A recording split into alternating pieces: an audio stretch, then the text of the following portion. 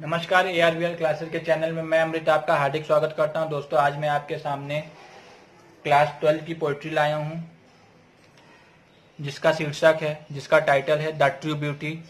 आज मैं आपको ये पोइट्री समझाने वाला हूं और अच्छे से मैं आपको इसको बताऊंगा। स्टेंजा वाइज स्टेंजा समझाने का प्रयत्न करूंगा। दोस्तों, बोर्ड के एग्जाम में आने वाली सबसे मोस्ट इम्पॉर्टेंट पोइट्रीज में से एक है, तो आप इसको अच्छे से समझिएगा। सबसे पहले किसी भी पोइट्री को पढ़ते हैं तो उसके टाइटल को समझना बहुत जरूरी होता है। तो मैं सबसे पहले आपको इसके टाइटल को समझा देता हूँ। The true beauty.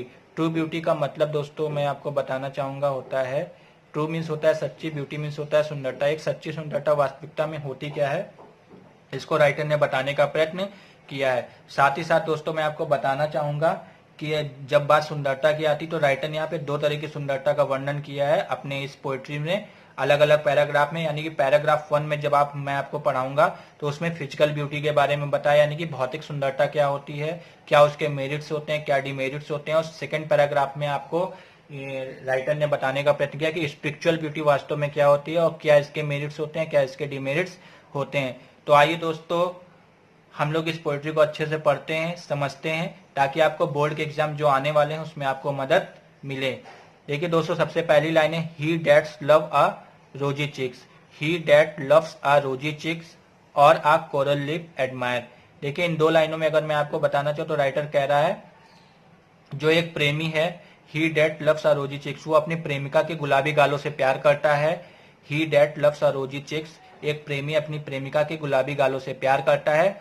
और a coral lip admires. Coral means होता है मूंगा, लिप्स मीन्स होता है ओठ, एडमायर मीन्स होता है प्रशंसा करना। यहाँ पे कंपैरेटिव डिग्री का प्रयोग किया गया दोस्तों, बताना चाहेंगे, तुलना की गई है। और आ कोरल लिप एडमायर, उसके जो मूंगे के समान ओठ हैं उसकी वो प्रशंसा कर रहा है। एक प्रेमी है, अपनी प्रेमिका के ओठ जो कि मूंगे के समान है उसकी प्रशंसा कर रहा है, एडमायर कर रहा है, यानी कि प्रशंसा कर रहा है। और फ्रॉम स्टार लाइक आइज, और जो उसकी, स्टार मीन्स होता है तारे, तारों के समान जो उसकी आंख है प्रेमिका की, तो प्रेमिका की जो आंख है वो तारे के समान है। दो सिक, उसमें वो खोज रहा है फ्यूल, ईंधन, टू मेंटेन हिज फायर, अपने प्रेम की अग्नि को जलाने के लिए ईंधन उसकी आंखों में खोज रहा है। नेक्स्ट लाइन पे देखते हैं दोस्तों क्या बताने का प्रयत्न किया गया है। अब देखिए दोस्तों, इस पैराग्राफ से जब मैं आपको बताऊंगा इसको अच्छे समझिएगा। As old time makes this decay. अब यहाँ पे देखिए राइटर ने क्या बताने का प्रयत्न किया है, as old time makes this decay. Decay means होता है नष्ट हो जाना। ओल्ड टाइम, जैसे जैसे समय बीतेगा, आगे बढ़ेगा, तो उसकी ये जो सुंदरता है, यानी कि समय के साथ साथ जैसे जैसे समय बीतता है तो इसकी जो प्रेम की जो अग्नि है ये समाप्त हो जाएगी, नष्ट हो जाएगी। As old time makes this decay so his flames must waste away.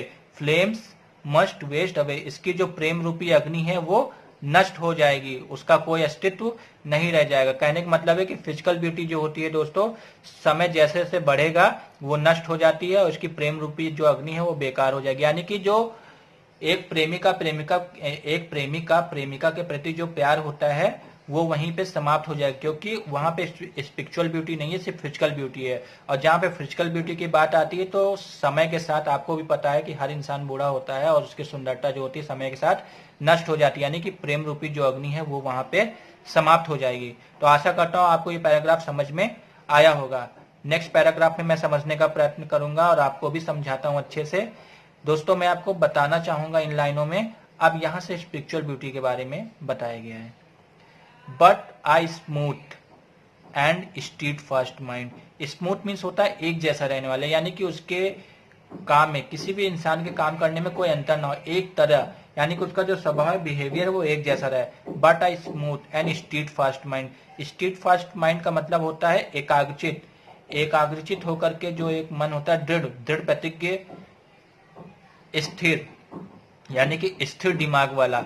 But uh smooth, एक जैसा रहने वाला। स्ट्रीट फास्ट माइंड, दृढ़ रहने वाला जो एक माइंड होता है। जेंटल थॉट्स, जो उसके मन में अच्छे विचार हैं। एंड काम डिजायर, जो एक उसकी शांत इच्छा है। काम मीन्स होता है शांत, डिजायर मीन्स इच्छा, जो उसकी एक शांत इच्छा है। हर्ट, हर्ट मीन्स होता है दिल, विथ इक्वल लव कंबाइंड, और जो उसका दिल होता है इक्वल लव कंबाइंड। एक प्रेमी और एक प्रेमिका दोनों के बीच जो प्यार करने, जो जो प्यार करने की एक भावना है वो एक समान रहती है, एक समान रहती है।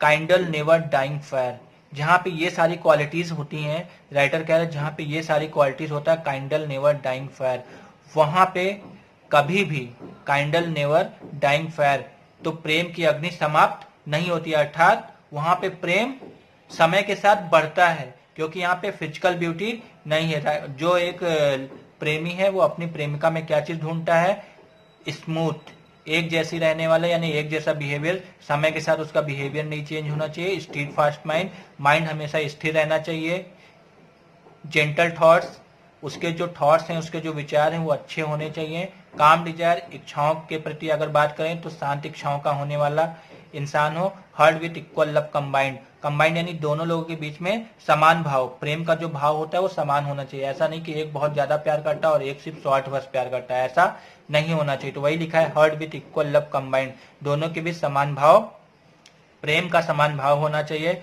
किंडल नेवर डाइंग फायर, जहां पे ऐसी चीजें होती हैं, ये क्वालिटीज होती हैं, वहां पे प्यार की जो अग्नि है वो कभी भी समाप्त नहीं होता, अर्थात प्यार जो है वो समय के साथ बढ़ता ही रहता है।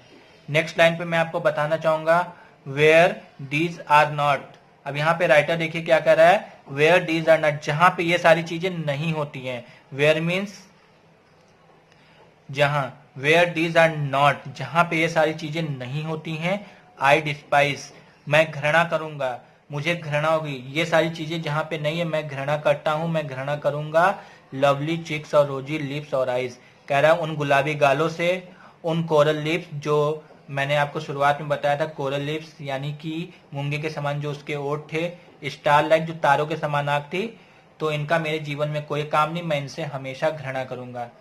तो दोस्तों जैसा कि देखा, मैंने आपको ट्रू ब्यूटी के बारे में पढ़ाया, थॉमस क्रे जी ने लिखा है, तो इन्होंने फिजिकल ब्यूटी और स्पिरिचुअल ब्यूटी दोनों को अलग अलग बताया है। तो दोस्तों मैं भी आपसे यही उम्मीद करता हूँ कि जीवन में कभी भी आप किसी से प्रेम करें, चाहे वो माँ हो, चाहे पिता हो, चाहे भाई हो, चाहे आपका लवर्स हो आपका, तो जो प्रेम भाव होना चाहिए दोस्तों, वो आपका स्पिरिचुअल ब्यूटी, यानी कि आप मन से सुंदर होने चाहिए। जब आप मन से सुंदर होंगे तभी आप एक रियल पर्सन आप इस लाइफ में कहलाएंगे।